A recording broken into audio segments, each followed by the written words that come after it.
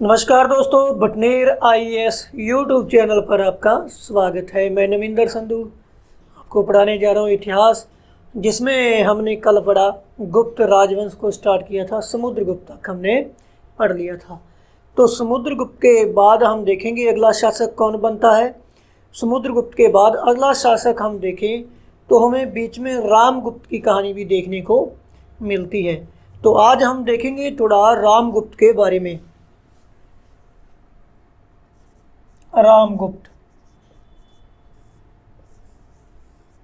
समुद्रगुप्त के बाद जो अगला शासक बनता है, इसकी जानकारी सर्वप्रथम हमें रामगुप्त की सर्वप्रथम जानकारी हमें विशाख दत्त की देवी चंद्र गुप्तम नामक ग्रंथ से मिलती है। सबसे पहले हमें रामगुप्त की जो कथा है वो कहाँ से प्राप्त होती है? विशाखा दत्त की देवी चंद्रगुप्तम ग्रंथ से मिलती है।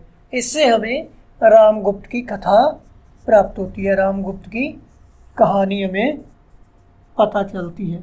तथा इसके अलावा हम देखें तो हर्ष चरित्र की टीका से भी इसकी जानकारी मिलती है। और भोज परमार शासक भोज परमार का एक ग्रंथ है,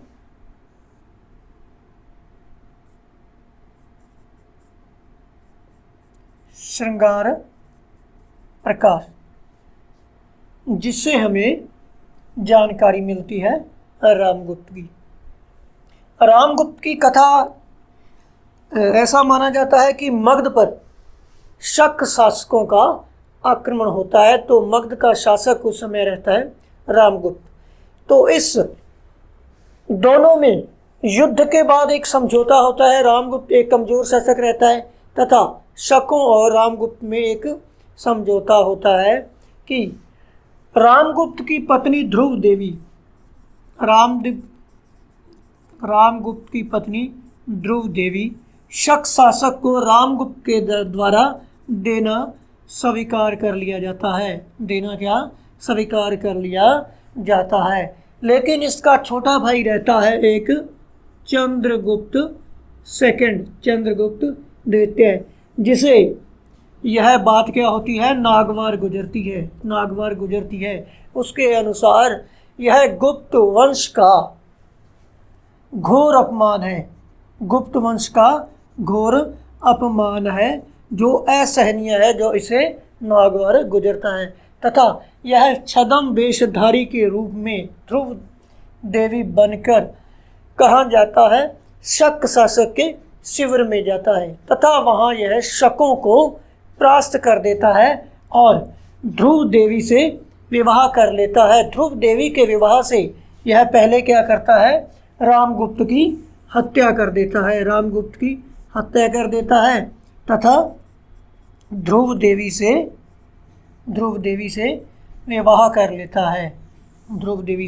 विवाह कर लेता है और गुप्त वंश का अगला सम्राट बनता है। अगला सम्राट कौन बनता है?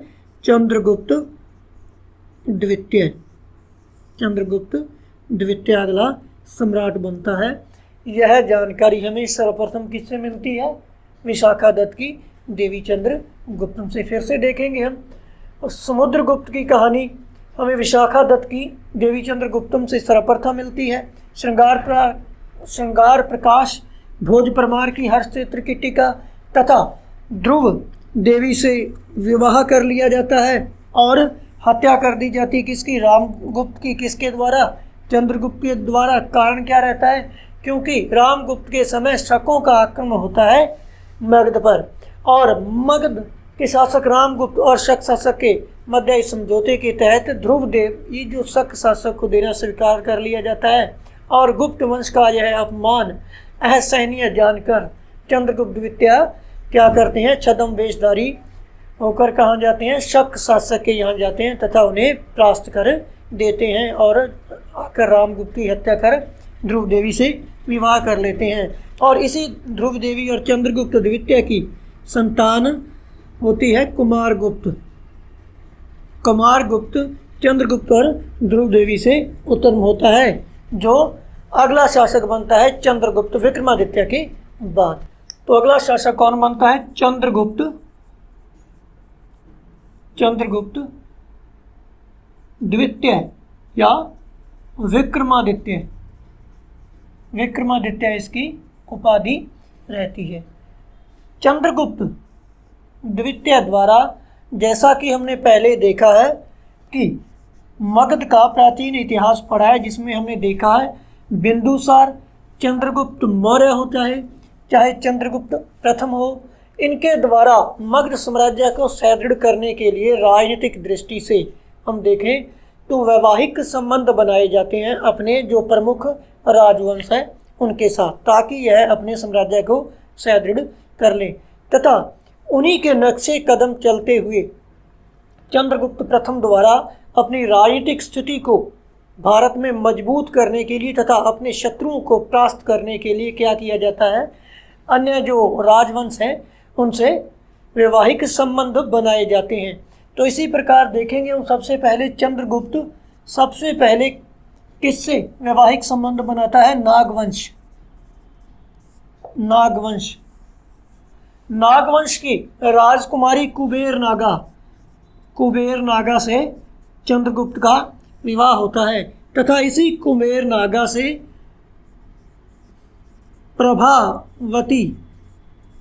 प्रभावती गुप्ता का जन्म होता है तथा अगला विवाह संबंध इसी से पैदा होता है, क्योंकि प्रभावती गुप्ता चंद्रगुप्त द्वितीय की पुत्री है और इसी का विवाह चंद्रगुप्त द्वारा कहाँ कर दिया जाता है? वाकाटक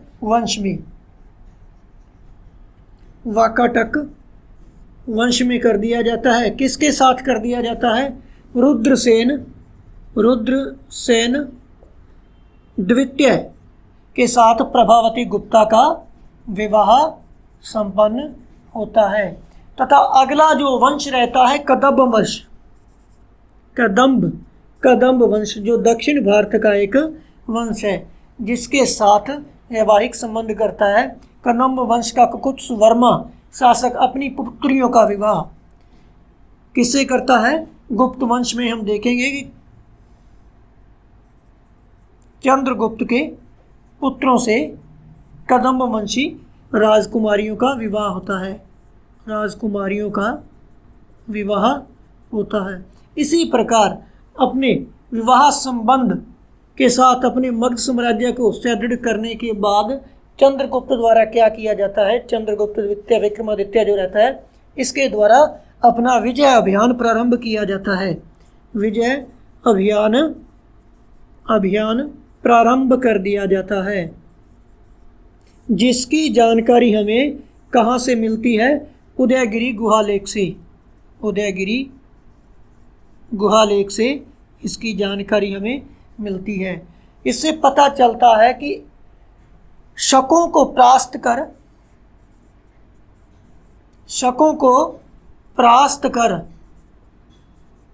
चंद्रगुप्त द्वितीय द्वारा शक्कारी की उपाधि धारण की जाती है तथा रजत की मुद्राएं भी यहाँ पर प्रचलित करवाई जाती हैं। उदयगिरी लेख से हमें पता चलता है कि गुजरात व काठियावाड़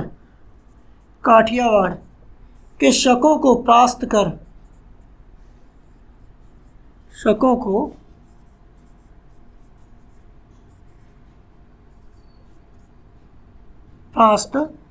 किया जाता है। किसके द्वारा? चंद्रगुप्त प्रथम के द्वारा। और इनको परास्त करने के बाद यहाँ पर चंद्रगुप्त द्वारा व्याघ्र हनन प्रकार के क्या किए जाते हैं? हनन प्रकार के सिक्के चलाए जाते हैं।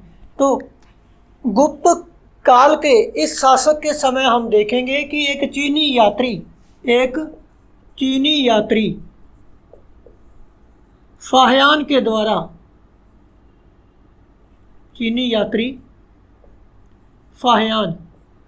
भारत में आता है तथा इसके बाद हम देखते हैं चीनी यात्री फाह्यान में आता है, फाह्यान भारत में आता है, लेकिन वह कहीं पर भी चंद्रगुप्त द्वितीय यानी कि उस समय के शासक का उल्लेख नहीं करता है। और चंद्रगुप्त द्वितीय के समय हम देखेंगे कि इसके दरबार में नौ रत्न या नवरत्न भी रहते हैं। एक विद्वानों की मंडली रहती है, विद्वानों की मंडली निवास करती है, विद्वानों की मंडली निवास करती है, जिसे नवरत्न कहा गया है। जिसे क्या कहा गया है? नवरत्न मंडली कहा गया है। कितने विद्वान थे? 9 विद्वान रहते थे, 9 विद्वानों की मंडली थी, इसलिए इन्हें नवरत्न भी कहा गया है। फिर से हम देखेंगे चंद्रगुप्त द्वितीय जो अपने भाई रामगुप्त की हत्या कर ध्रुव देवी से विवाह कर लेता है तथा गुप्त वंश का अगला शासक बनता है, मगध का अगला शासक बनता है। तथा मगध के सुदृढ़ीकरण के लिए हम देखेंगे वो क्या करता है? प्रमुख जो राजवंश है उनसे वैवाहिक संबंध बनाता है, राजनीतिक दृष्टि से स्वयं को मजबूत करने के लिए, मगध का विस्तार करने के लिए। तो उनमें हम सबसे पहले देखेंगे वो नागवंश की कुबेर नागा से विवाह करता है, जिससे पता ये भी चलता है कि उसके समय जो नागवंश है काफ़ी शक्तिशाली रहा होगा। तथा कुबेर नागा से प्रभावती गुप्ता का जन्म होता है। तथा इसके बाद हम देखेंगे वाकाटक वंश प्रमुख वंश था। शकों को परास्त करने के लिए, क्योंकि पश्चिम दिशा में हम शक देखते हैं, उसके बाद दक्षिण पश्चिम में वाकाटक वंश रहता है। शकों को परास्त करने के लिए इन वाकाटक वंश के साथ चंद्रगुप्त द्वितीय द्वारा अपने संबंध मजबूत किए जाना अति आवश्यक था। तो वाकाटक वंश के शासक रुद्रसेन द्वितीय के साथ वह अपनी पुत्री प्रभावती गुप्ता का विवाह कर देता है। इसके बाद है कदम्ब वंश जो दक्षिण भारत का रहता है। कदम्ब वंश का शासक कुत्सवर्मा अपनी पुत्रियों का विवाह गुप्त वंश में करता है चंद्रगुप्त द्वितीय के पुत्रों से। इसके बाद हम देखते हैं इन वैवाहिक संबंधों को संपूर्ण करने पर अपनी जो स्थिति है उसको उत्तर भारत में मजबूत कर क्या करता है चंद्रगुप्त? अब टेंशन फ्री होकर वह विजय अभियान प्रारंभ करेगा, जिसकी जानकारी हमें उदयगिरी गुहालेख से मिलेगी। जानकारी कहाँ से मिलती है? उदयगिरी गुहालेख से मिलती है। तथा यहाँ पर शकों को परास्त करता है तथा शकारी की उपाधि भी धारण करता है। गुजरात व काठियावाड़ से शकों को परास्त कर वह व्याघ्र हनन प्रकार के सिक्के भी उत्कीर्ण चलवाता है, जिसकी जानकारी हमें कहाँ से मिलती है? उदयगिरी अभिलेख से ही मिलती है। तथा इसके समय चंद्रगुप्त विक्रमादित्य के समय क्या होता है? एक चीनी यात्री फाह्यान भारत में आता है तथा वह किसी भी इस समय शासक का उल्लेख नहीं करता। और चंद्रगुप्त द्वितीय के समय उसके दरबार में 9 विद्वान रहते हैं, जहाँ विद्वानों की एक मंडली रहती है, जिन्हें क्या कहा गया है? नवरत्न कहा गया है।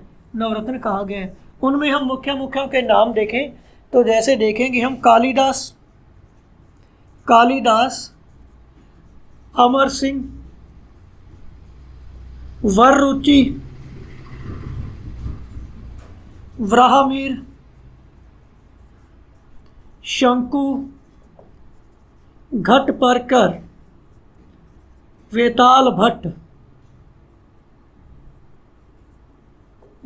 भट्ट आदि 9 प्रकार के 9 विद्वान यहाँ पर रहते हैं। मुख्य विद्वान है इनमें कालिदास, अमर सिंह, वररुचि, व्राहमीर, शंकु, घटपर्कर, वेताल भट्ट, ये विद्वान उसके दरबार में रहते थे।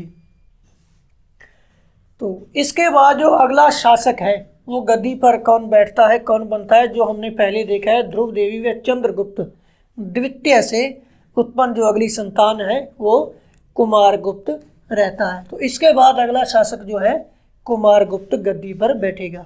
अगला शासक जो गद्दी पर बैठता है कुमारगुप्त महेंद्रादित्य, अगला शासक गद्दी पर बैठता है, जो क्या है, चंद्रगुप्त। चंद्रगुप्त वह ध्रुव देवी की संतान रहता है। तथा इसके काल में हम देखेंगे सर्वाधिक अभिलेख हमें मिलते हैं, गुप्तकालीन सर्वाधिक अभिलेख, गुप्तकालीन सर्वाधिक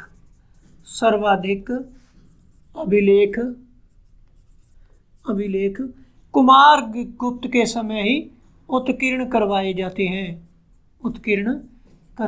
हैं, सर्वाधिक अभिलेख। इनमें हम देखेंगे कुमार गुप्त का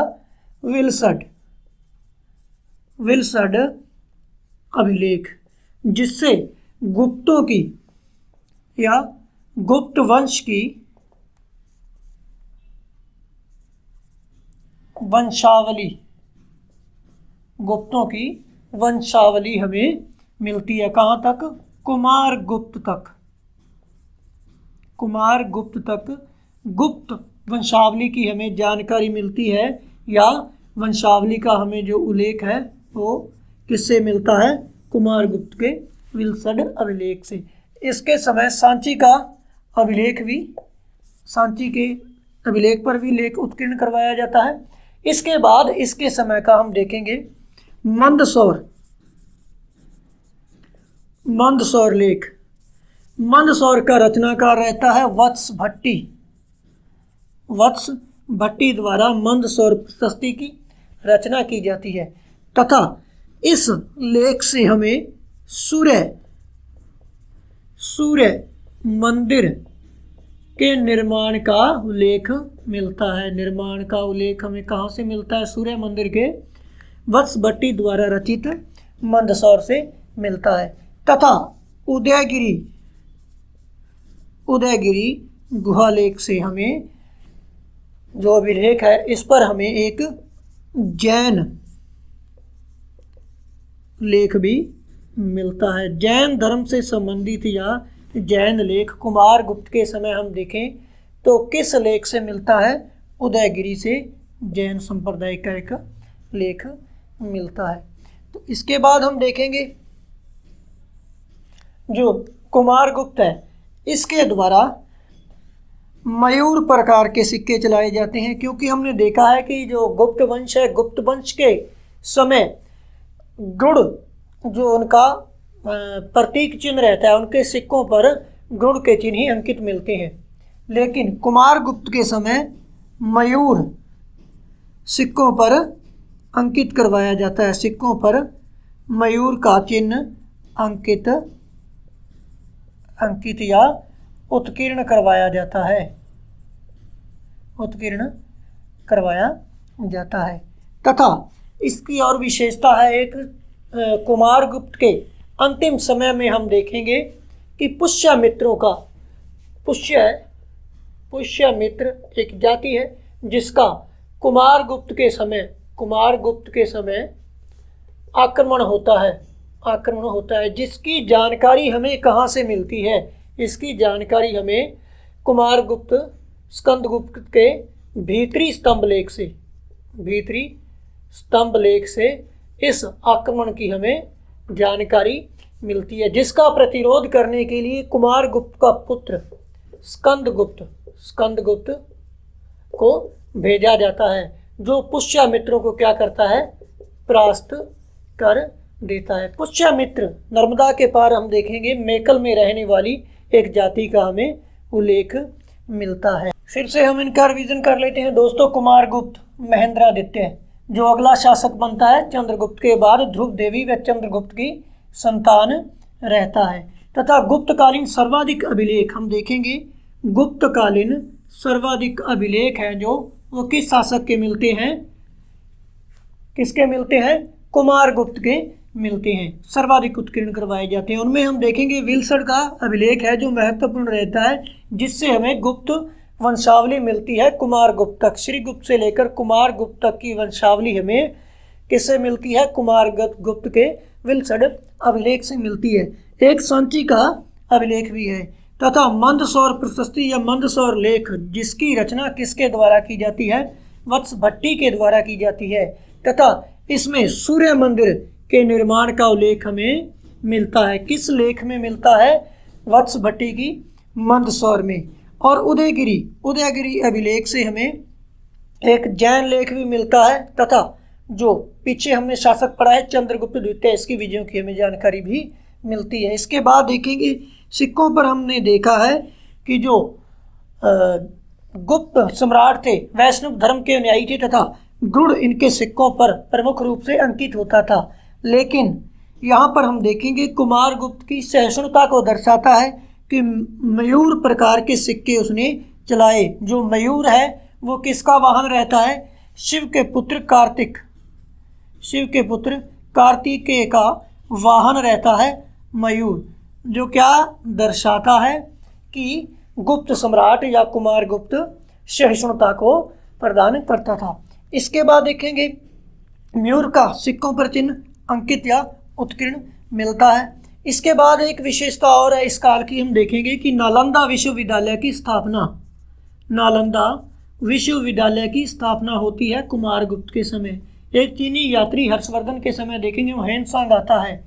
हेनसांग के द्वारा नालंदा विश्वविद्यालय की जो स्थापना शक्रादित्य द्वारा किए जाने का उल्लेख किया जाता है तथा इस शक्रादित्य की पहचान किसके रूप में हुई है? इस शक्रादित्य की पहचान जो किसके रूप में की गई है? पहचान की गई है कुमारगुप्त, जो गुप्त वंश का शासक था, कुमारगुप्त के रूप में की जाती है। तथा हम देखेंगे कुमारगुप्त के अगर साम्राज्य विस्तार की बात करें तो कुमारगुप्त के बंगाल से हमें ताम्रपत्र का उल्लेख मिलता है। बंगाल से ताम्रपत्रों का उल्लेख मिलता है। जो गुप्त काल का जो पूर्वी साम्राज्य विस्तार है वो बंगाल तक होने का संकेत करता है। फिर से हम देख लें, इनके समय एक महत्वपूर्ण घटना होती है, पुष्यमित्रों का आक्रमण होता है कुमारगुप्त के समय तथा इस आक्रमण को विफल करने के लिए कुमारगुप्त के द्वारा अपने पुत्र स्कंदगुप्त को भेजा जाता है तथा स्कंदगुप्त पुष्यमित्रों को असफल बना देता है, जिसकी जानकारी हमें कहाँ से मिलती है? इंपॉर्टेंट है भाई, भीतरी स्तंभ लेख से मिलती है। पुष्यमित्र एक मेकल में निवास करने वाली जाति रहती है तथा नालंदा विश्वविद्यालय की स्थापना का जो श्रेय है वो किसे दिया जाता है? कुमारगुप्त को दिया जाता है, क्योंकि हेनसांग वर्णन करता है, उल्लेख करता है कि शक्रादित्य द्वारा इस नालंदा विश्वविद्यालय की स्थापना की गई, जिसकी इस शक्रादित्य की पहचान है वो किस रूप में की गई है? कुमारगुप्त के रूप में की गई तथा बंगाल के ताम्रपत्रों से हमें इस बात की और संकेत मिलता है इतिहास में कि पूर्वी साम्राज्य है जो गुप्त काल का बंगाल तक था। अगला शासक रहेगा दोस्तों कुमारगुप्त के बाद स्कंदगुप्त। कर्मादित्य की उपाधि धारण करता है यह शासक। स्कंदगुप्त कुमारगुप्त का पुत्र था। इसके समय हुणों का आक्रमण होता है भारत पर। हम देखेंगे हुणों के आक्रमण का उल्लेख मिलता है तथा हुणों के आक्रमण की हमें जानकारी कहाँ से मिलती है? जूनागढ़ अभिलेख है गुजरात के में देखेंगे हम गिरनार की पहाड़ी पर। इससे जूनागढ़ अभिलेख से हमें भारत पर हुणों के आक्रमण की जानकारी मिलती है, जो किसके समय होता है? स्कंदगुप्त के समय होता है। जूनागढ़ अभिलेख में उल्लेख हुआ है हुणों के आक्रमण का, और यह होता किसके समय है? स्कंदगुप्त के समय यह आक्रमण होता है तथा हुणों को जो हुण है, हुणों के लिए मलेच्छ शब्द को काम में लिया गया है। मलेच्छ शब्द का प्रयोग हुआ है हुणों के लिए। तो दोस्तों जो स्कंदगुप्त था शासक बड़ा उदार था, एक उदार शासक था तथा इसके समय प्रजा सुखमयी जीवन व्यतीत कर रही थी। प्रजा सुखमयी जीवन व्यतीत करती है, तथा यह भी अपने पुरखों की भांति, पूर्वजों की भांति क्या था, वैष्णव धर्म का अनुयायी रहता है, वैष्णव धर्म का अनुयायी रहता है। तथा इसके द्वारा स्तंभ लेख इसका है जो भीतरी स्तंभ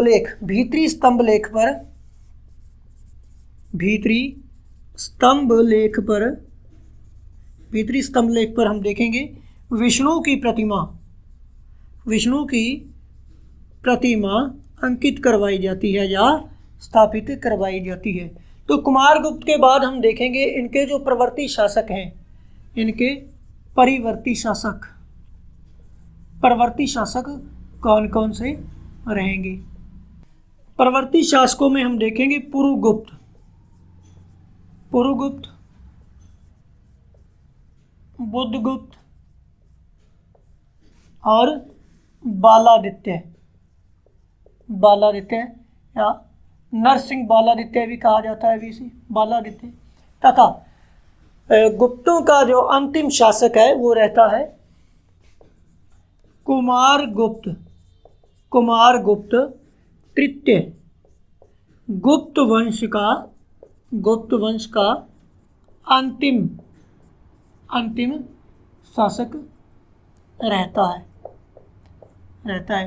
प्रवर्ती शासकों में पुरुगुप्त, बुद्धगुप्त, बालादित्य तथा कुमारगुप्त इनका अंतिम शासक रहता है। फिर से हम देखेंगे यहाँ पर स्कंदगुप्त जो कुमारगुप्त के बाद अगला शासक बनता है तथा कर्मगुप्त की उपाधि धारण कर लेता है। और इसके समय की एक बड़ी विशेषता है, हुणों का आक्रमण होता है भारत पर, जिसे स्कंदगुप्त द्वारा क्या किया जाता है, विफल कर दिया जाता है।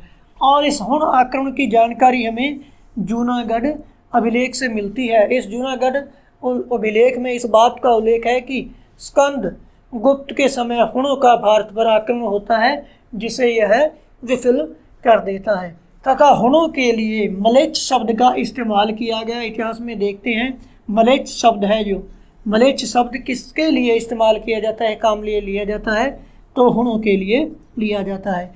स्कंदगुप्त बड़ा उदार शासक था, सहिष्णु प्रिय शासक था तथा अन्य धर्मों का भी यह हम देखेंगे सम्मान करता था।